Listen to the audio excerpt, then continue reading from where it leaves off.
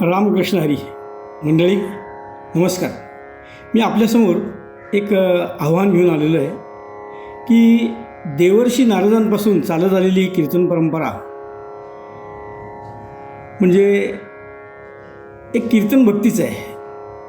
त्यानंतर ही कीर्तन परंपरा पुढे संत शिरोमणी नामदेव महाराज, शांतीब्रह्म श्री एकनाथ महाराज, रामदास स्वामी, आपले तुकोबाराय यांनी समर्थपणे पुढे चालवली.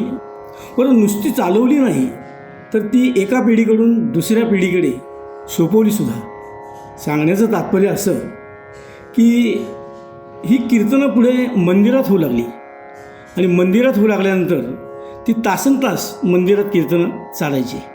पण तासनतास मंदिरात कीर्तनं चालायची म्हणजे त्या कीर्तनातनं समाज प्रबोधन, समाज जागृती, नवीन विचार, संस्कृती हे समाजामध्ये त्या कीर्तनातून रुजवलं गेलं.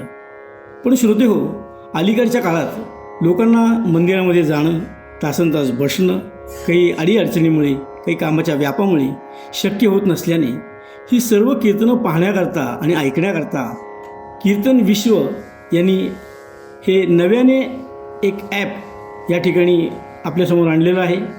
हे ॲप आपण डाउनलोड करा आणि ते डाउनलोड केल्यानंतर त्यामध्ये सर्व कीर्तनकारांची कीर्तनं आपल्याला निश्चितपणे ऐकता येतील.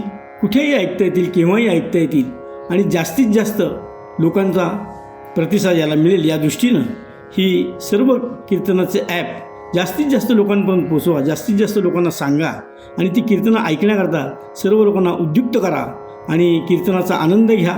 त्यामुळे कीर्तनाचा प्रसार होईल, प्रचार होईल, लोकांना घर बसल्या कीर्तनं ऐकता येईल. म्हणून कीर्तन विश्व ॲप हे डाउनलोड करा, हेच आवाहन मी आपल्यासमोर या माध्यमातून करतो आहे. जय जय रघुवीर समर्थ. श्रीराम.